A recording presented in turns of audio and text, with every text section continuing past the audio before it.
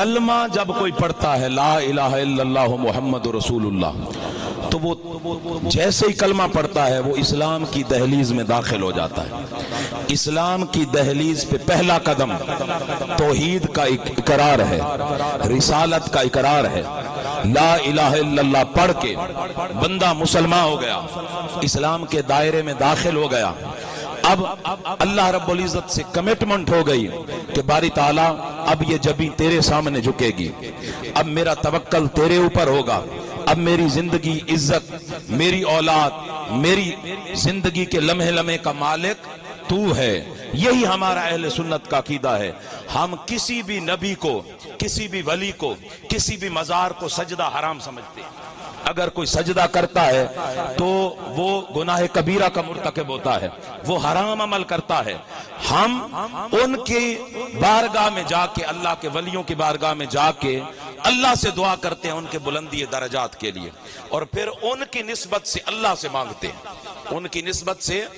اللہ سے مانگتے ہیں کہ اللہ ان کا وہ جو اہدنا الصراط المستقیم صراط الذین انعمت علیہم غیر المغضوب علیہم ولا الضالین، وہ رستہ مانگتے ہیں۔ اور ان کے صدقے مانگتے کس سے ہیں؟ بولیں بھئی کس سے مانگتے ہیں؟ اللہ سے مانگتے ہیں، اللہ پہ توکل کرتے ہیں، اللہ کا دیا ہوا کھاتے ہیں، اللہ کے سامنے پیش ہونا ہے۔ اللہ ہی ہمارا نحن اقرب الیہ من حبل الورید ہے، ہماری شاہ رگ سے زیادہ قریب ہے۔ اب پہلی کمٹمنٹ بندے کی اپنے رب کے ساتھ کیا ہے کہ باری تعالیٰ عبادت صرف، شاباش، صرف، آخر تک بولیں، یہ پہلا اللہ کا اپنے بندے سے مطالبہ اور بندے کی اپنے رب کے ساتھ کمٹمنٹ ہے کہ باری تعالیٰ میرا الہ صرف تو ہے، تیرے سوا یہ جبھی کسی کے سامنے جھکے گی نہیں۔ عبادت صرف رب کی، عبادت صرف ایک اللہ کی، ایک اللہ کے سوا کسی کی عبادت نہیں ہوگی۔ چاہے کوئی بت ہو، چاہے سورج ہو، چاہے چاند ہو، لوگ پوجا کرتے ہیں، لیکن جو توحید پرست ہوتا ہے، اسلام پرست ہوتا ہے، حسینی ہوتا ہے، وہ صرف اپنے رب پہ توکل رکھتا ہے، وہ صرف اپنے رب پہ بھروسہ رکھتا ہے۔ بڑی توجہ طلب بات، پہلی کمٹمنٹ تھی، یہ کمٹمنٹ صرف ہماری نہیں ہے، یہ کمٹمنٹ حضور کے کل صحابہ کی ہے، یہ کمٹمنٹ اہل بیت اطہار کے ہر فرد کی ہے، اور اہل بیت اطہار سے بڑھ کے کوئی توحید پرست نہیں ہے سوائے انبیاء کے۔ کیوں؟ میں ایک نکتہ سمجھا دوں، جس کا رب کے ساتھ جتنا تعلق مضبوط ہوتا جائے گا وہ اتنا بڑا توحید پرست بنتا جائے گا۔ تو اہل بیت اطہار ایسے نہیں حسین نے معصوم علی اصغر لٹا دیا، ایسے نہیں جوان علی اکبر دے دیا، ایسے نہیں قاسم کے ٹکڑے اٹھائے،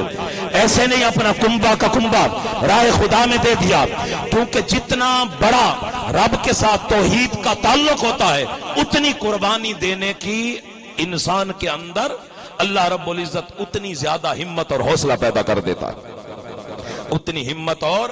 حوصلہ پیدا کر دیتا ہے۔ تو پہلی کمٹمنٹ کیا ہے؟ عبادت کس کی ہوگی؟ صرف، بولیں بھئی جو اللہ کی عبادت کرتے ہیں، عبادت کس کی ہوگی؟ صرف اللہ کی،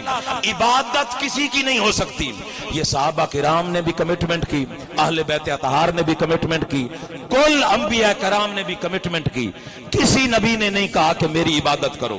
ہر نبی نے صرف ایک رب کی عبادت سکھائی ہے۔ اب عبادت کسی کی نہیں ہو سکتی، یہ صرف اللہ کا خاصہ ہے، یہ صرف اللہ کا مرتبہ ہے، یہ صرف اللہ کی شان ہے کہ بندہ صرف اس کی عبادت کرے۔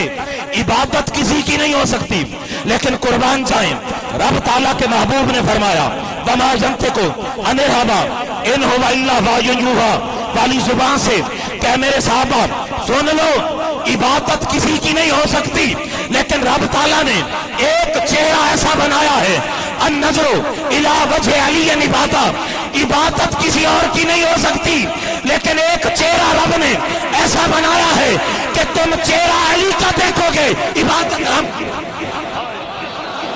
بھئی آپ نماز پڑھیں، عبادت اللہ کی، آپ روزہ رکھیں، عبادت خدا کی، آپ حج کریں، عبادت، آپ زکوٰۃ دیں، عبادت، آپ عشر دیں، عبادت، آپ تسبیحات کریں، تحلیلات کریں، जमी हसनात करें, आप सदका खैरात करें। इबादत सिर्फ रब की, हर चीज के अंदर सिर्फ अल्लाह की इबादत। अब इबादत तो किसी की नहीं हो सकती, लेकिन कुर्बान जाएं उस घराने की अजमतें कैसी होंगी, उस चेहरे की अजमतें कैसी होंगी कि आप चेहरा तो अली का देखें, इबादत रब की हो। और ये इस इबादत का आबिद अव्वल हजरत सैयदना सिद्दीक अकबर रज़ी अल्लाह ताला, आबिद अव्वल बिला फसल हजरत सैयदना सिद्दीक अकबर रज़ी अल्लाह ताला अन्हु हैं, जो टिकटिकी बांध के मौला अली शेर खुदा करमुल्लाह वजहुल करीम के चेहरे को देखते रहते थे। हज़रत अम्मा आयशा सिद्दीका रज़ी अल्लाह ताला अन्हा ने पूछा, बाबा मैंने आपको नोट किया है कि जब भी अली और मुर्तजा सामने बैठे हों तो आप निगाहें अली के चेहरे से हटाते ही नहीं, आप निगाहें अली के चेहरे से हटाते नहीं हैं। तो क्या फरमाया सैयदना सिद्दीक अकबर रज़ी अल्लाह ताला अन्हु ने। अब रिवायत करने वाले भी हजरत सैयदना सिद्दीक अकबर की शहजादी उम्मुल मोमिनीन हजरत अम्मा आयशा सिद्दीका रज़ी अल्लाह ताला अन्हा, और हुजूर की हदीस बयान करने वाले सैयदना सिद्दीक अकबर बयान किन से कर रहे हैं? हजरत उम्मुल मोमिनीन हजरत अम्मा आयशा सिद्दीका रज़ी अल्लाह ताला अन्हा से फिर उम्मत तक पहुंच रही है, और हदीस पे अमल करके भी दिखा रहे हैं। सिर्फ कौलन हदीस आगे रिवायत नहीं कर रहे, बल्कि अमलन उस रिवायत पे अमल करके भी दिखा रहे हैं। फरमाया, बेटी आयशा, मैंने आका दो आलम सल्लल्लाहु अलैहि वसल्लम से अपने इन कानों से सुना, हुजूर ने फरमाया, अन नज़रु इला वजह अली इबादा, अली का चेहरा देखना इबादत है। अब फिर एक और हदीस फरमाया, अन नज़रु इला अली इबादा, अगर किसी को अली का चेहरा नजर ना आए, किसी को अली का चेहरा नजर ना आए, मौला कायनात जा रहे हूं घोड़े पे, तो कोई आशिक पीछे पुश्त भी तो देखता होगा ना। हाय हाय, आशिक जब नजरों से ओझल ना हो जाएं, क्या कहने, जब तक नजरों से भाई हमारे मुर्शिद कोई आले रसूल हो, कोई आले में दीन आ जाए, हम क्या करते हैं, जब जाके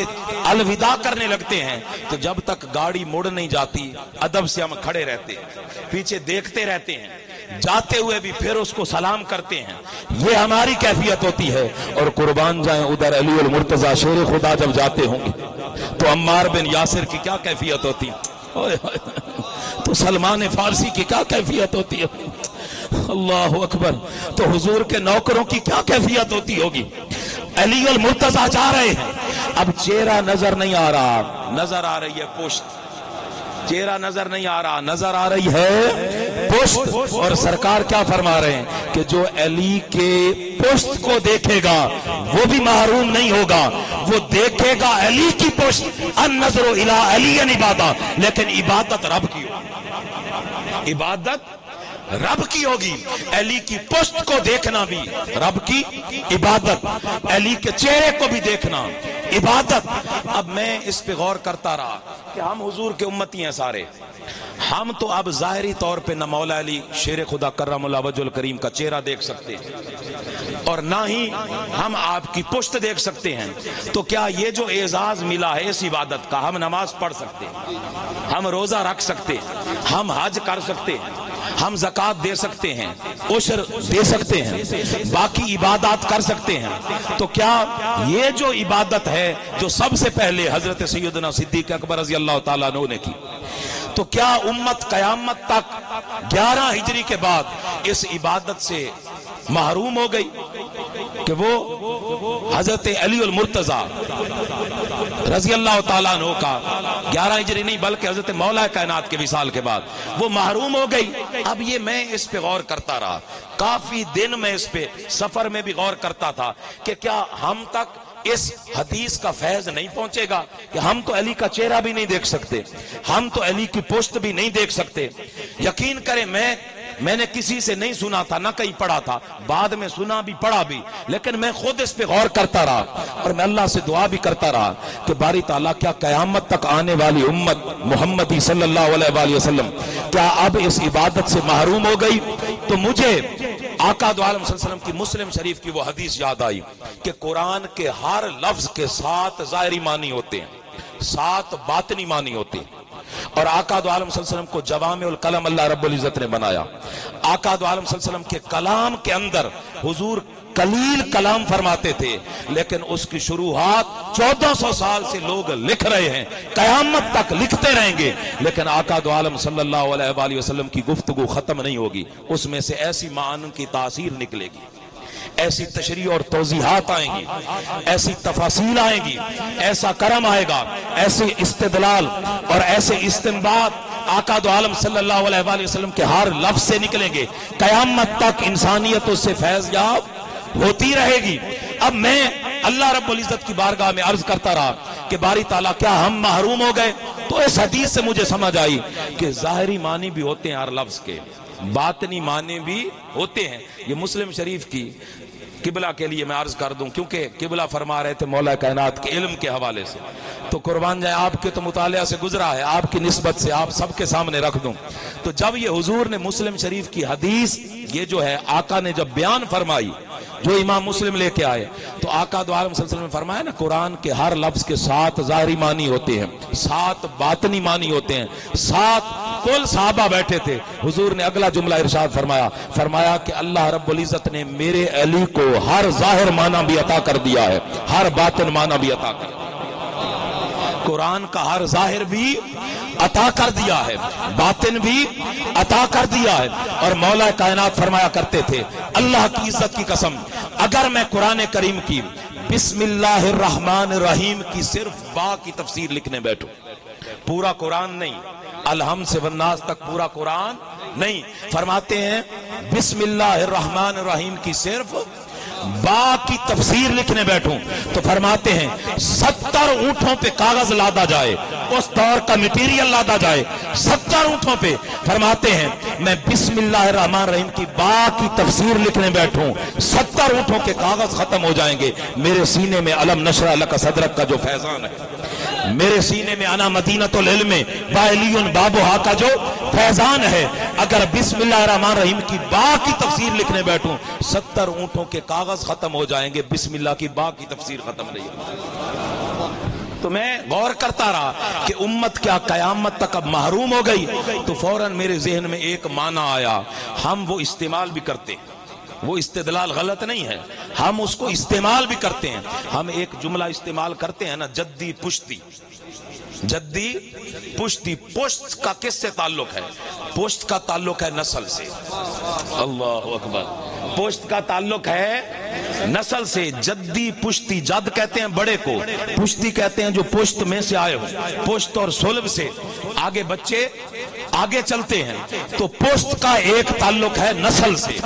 پشت کا ایک تعلق ہے بیٹوں سے۔ تو امت کو رب تعالیٰ نے محروم نہیں کیا، ان نظر الی وجہ علی عبادہ، اور ان نظر الی علی عبادہ، علی کا چہرہ دیکھنا بھی عبادت، علی کی پشت دیکھنا بھی عبادت۔ یہ تو تھا جب تک علی المرتضیٰ ظاہری طور پہ موجود تھے، اب قیامت تک علی تو نظر نہیں آتے، علی کے بیٹے نظر آتے ہیں۔